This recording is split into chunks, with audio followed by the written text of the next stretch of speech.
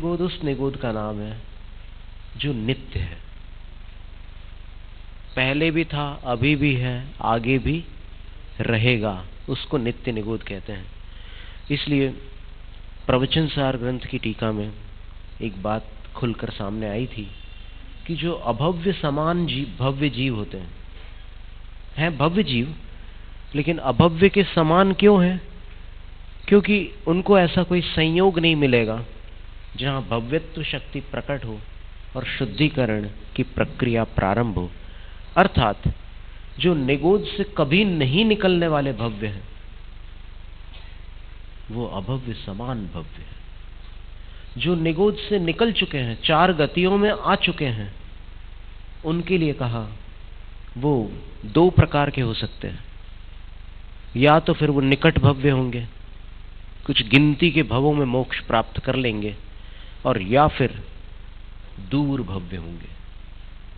जैसे मारीच का जीव आदिनाथ भगवान का पोता था, भरत चक्रवर्ती का पुत्र, और असंख्यात भाव धारण करने के बाद अंतिम तीर्थंकर की पर्याय को प्राप्त होकर मोक्ष प्राप्त कर लिया उस जीव ने। तो वो दूर भव्य था उस काल में। लेकिन वही जीव सिंह की पर्याय में जब मुनियों के द्वारा उद्बोधित हुआ, तब निकट भव्य था, क्योंकि गिनती के भाव थे, और उधर दूर भव्य था क्योंकि असंख्यात भाव थे, कोई गिनती नहीं थी उसकी। और त्रस स्थावर योनियों में अपार सांसारिक कष्टों को भोगने के बाद बड़ी मुश्किल से फिर उसका कल्याण हुआ।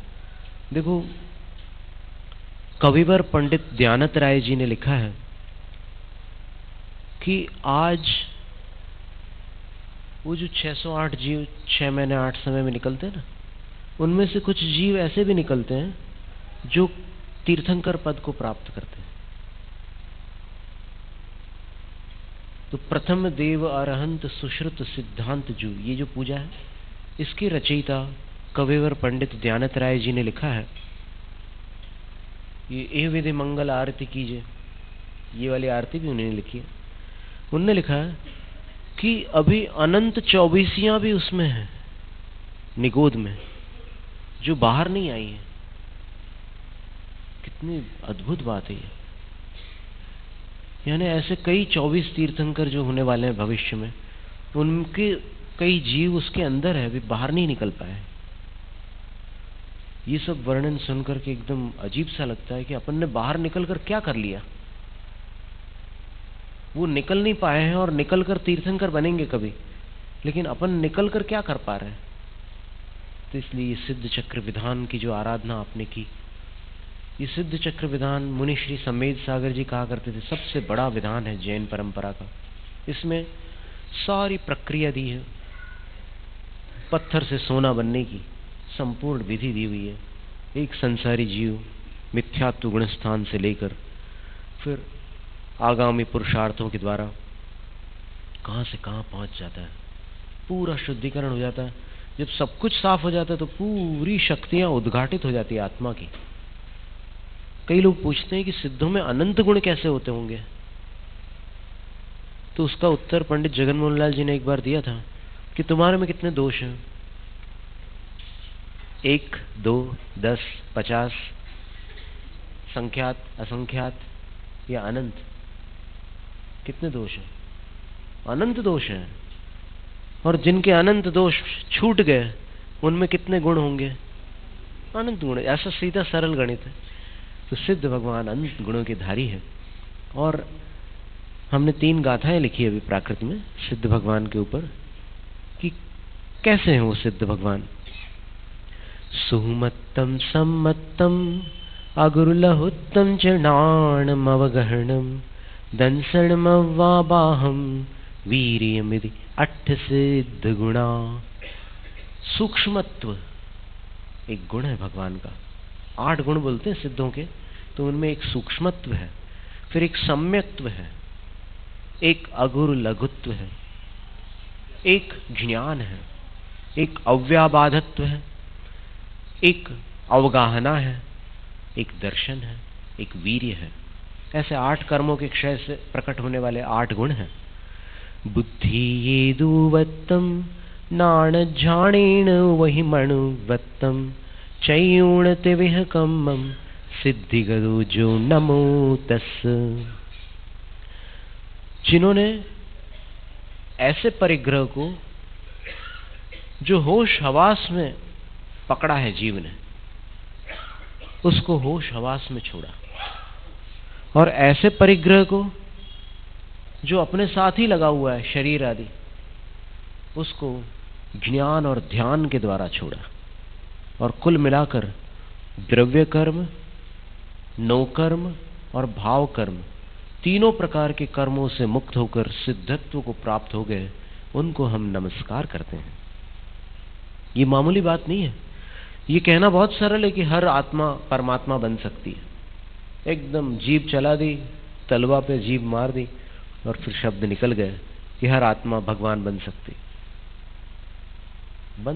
कहना अलग बात है। हर एक भिखारी भी राष्ट्रपति बन सकता है कि नहीं, बताओ? भारत का नागरिक है। चाय बेचने वाले प्रधानमंत्री बन सकते हैं। तो फिर अभी उस पर्याय का महत्व नहीं है चाय बेचने वाले की अथवा भिखारी की। जब बनेंगे तब वो बनेंगे, तब वो कहलाएंगे राष्ट्रपति अथवा प्रधानमंत्री। इसी प्रकार अभी हर आत्मा में शक्ति है। शक्ति होने से क्या फर्क पड़ता है? शक्ति प्रकट करो तो फिर उसकी पूज्यता होगी। शुद्धो बुद्धो सिद्धो लद्धो परमपयम च परमपयम अप्पासो परमप्पा नादूण जोन्नम गीण। आज विधान का अंतिम दिन। अभी 7:12 पर बड़ौत नगरी में पूर्णमासी प्रारंभ हुई। सवेरे तक चतुर्दशी थी, अभी पूर्णिमा प्रारंभ हो गई 7:12 पर। तो ये जो अंतिम दिवस है आज आपके विधान का, इसमें एक महत्व की बात यहाँ बताई जा रही है, क्योंकि इसको हम कभी भी प्रारंभ में नहीं बताए। ये बहुत बड़ी बात है। जो शुद्ध हो गए, बुद्ध हो गए, बोध तिस्म इति बुद्धः, अर्थात जो जानना था सो जान चुके। जान चुकने वालों को बुद्ध कहते हैं। अब जानने योग्य कुछ भी शेष नहीं रह गया, वो बुद्ध कहलाते हैं। और सिद्ध को अपन बोलचाल की भाषा में सीज बोलते हैं, सीजना। ये भोजन पकाते समय बात करते हैं ना, देखो जरा सीज गया क्या दाना। खिचड़ी वगैरह के दाने ऐसे देखते हैं, फिर वो एक दाने से समझ में आ जाता है पूरी खिचड़ी की हालत। तो सीज जाना यानी परिपक्व हो जाना, कृतकृत्य हो जाना। सीज गए वो, अब कुछ बचा नहीं, पूरा कंप्लीट हो गया काम उनका। उन्हीं को कृतकिच्छा, कृतकृत्य बोलते हैं। कृत्य, करने योग्य कार्य को कृत्य कहते हैं। और कृतानि कृत्यानि येन सह कृतकृत्यः, कर लिया है करने योग्य कार्य जिन्होंने, वो सिद्ध कहलाते हैं। और क्या था करने योग्य कार्य?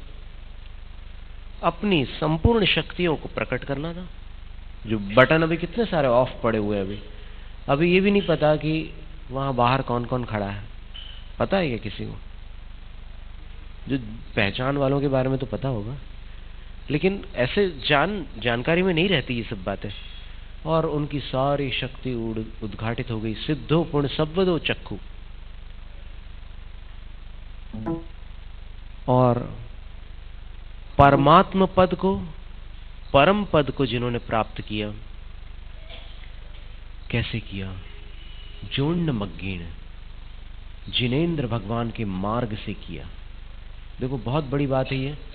अभी आपसे कोई भी अगर प्रश्न पूछेगा कि नमोकार मंत्र में पहले अरिहंतों को नमस्कार क्यों है, सिद्धों को बाद में क्यों है? सिद्ध तो बड़े हैं। सिद्धों ने 8 कर्मों का क्षय किया, अरिहंतों ने 4 का किया। तो जोन्न मग्गीण, सिद्ध होने का मार्ग किसने बताया? अरिहंत ने। कोई सिद्ध नहीं होते यदि अरिहंत मार्ग नहीं बताते। इसलिए पहले मार्ग बताने वाले परमात्मा को नमस्कार किया, फिर मार्ग पूर्ण करने वाले परमात्माओं को नमस्कार किया। बड़े तो वही रहेंगे जिन्होंने पूर्ण किया है। तो कैसे शुरू किया उनने मार्ग? अप्पा सो परमप्पा, एक बड़ा ही सुंदर दृष्टांत है। जिनेंद्र वर्णी जी ने सन 1981 में भोपाल में वर्षा काल में कुछ समय निवास किया था। उस समय उन्होंने जिन बिंब प्रतिष्ठा की प्रक्रिया का वर्णन किया था। बहुत बड़े विद्वान थे, जैनेन्द्र सिद्धांत कोश वगैरह सब उन्हीं ने लिखे हैं। शांतिपथ प्रदर्शन उन्हीं के उपदेशों का संग्रह है। तो वहां पर उन्होंने बताया कि एक भक्त सेठ के हृदय में भावना जागृत होती है कि स्वाध्याय में मुझे सब कुछ पढ़ने में तो आ रहा है कि भगवान कैसे हैं, भगवान में कौन से गुण हैं, और फिर एक आत्मा के पास भी वो गुण हैं, शक्ति रूप में है। अभी ऐसा आवरण बन गया है उन गुणों के ऊपर कि वो गुण गुण कहलाने लायक नहीं रह गए, बल्कि विपरीत परिणति के कारण वो दोष रूप परिणत हो गए हैं। तो मैं कोई ऐसी आराधना करूं, कोई ऐसी स्थापना करूं जिससे मेरे अंदर पवित्रता उत्पन्न हो। और शास्त्रों में लिखा है कि गृहस्थों की पवित्रता के 2 प्रधान उपाय हैं। पहला उपाय तो ये है कि पूजा करें। पूजा करने से मान गलित होता है, विनम्रता आती है। और दूसरा उपाय है दान करें। दान करने से लोभ गलित होता है, लोभ गलित होने से भी पवित्रता आती है। लोभ तो मल है ना, मल धुलेगा तो पवित्रता होगी।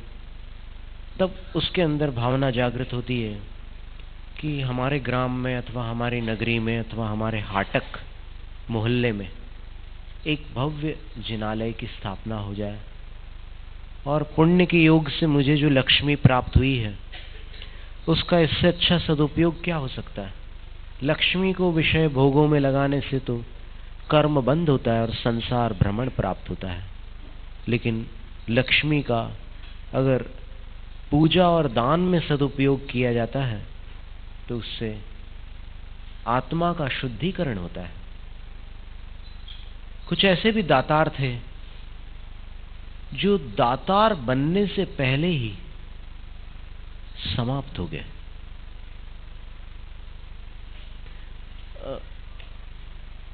उन्होंने कहीं पर अपना धन रखा हुआ था।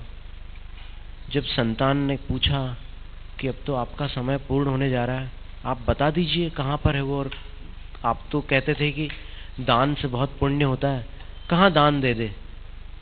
तब वो बोलते हैं कि अमुक क्षेत्र पर दे देना दान, और धन, ऐसे करके बताते बताते ही उनकी सांस टूट गई।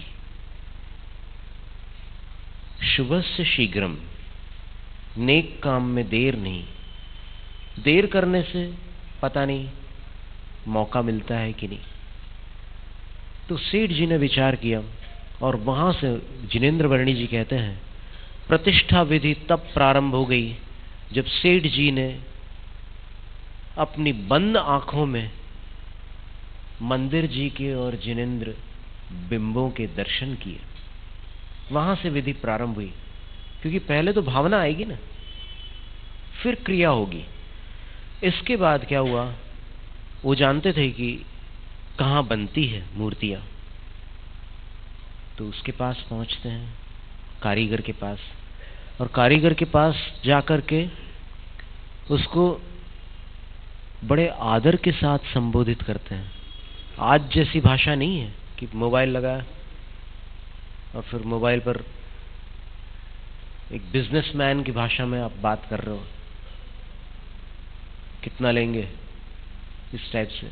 तो वैसे नहीं, वो वहां जाता है खुद और उसके पास जाकर इंतजार करता है। वो कुछ काम कर रहा होता है तो सेठ जी प्रतीक्षा करते हैं, और उसके बाद वो जैसे ही देखता है कि इतने बड़े सेठ आए अरे सेठ जी, आपने बुला क्यों नहीं लिया, आपको खड़ा रहना पड़ा। अरे नहीं, तुम काम कर रहे थे। और काम करने वाले की आराधना उसका काम होता है, और किसी की आराधना में अड़चन डालना मुझे उचित नहीं लगता। और तुम कितना अच्छा काम करते हो। तो वो पूछता है कि मेरे योग्य क्या सेवा है सेठ जी। तो सेठ जी उसको बोलते हैं, हे विश्वकर्मन। देखो, विश्वकर्मा नाम सुना है आपने? वास्तुशास्त्री थे, सबसे बड़े वास्तुशास्त्री थे इस चतुर्थ काल में, बल्कि इस अवसर्पिणी काल में।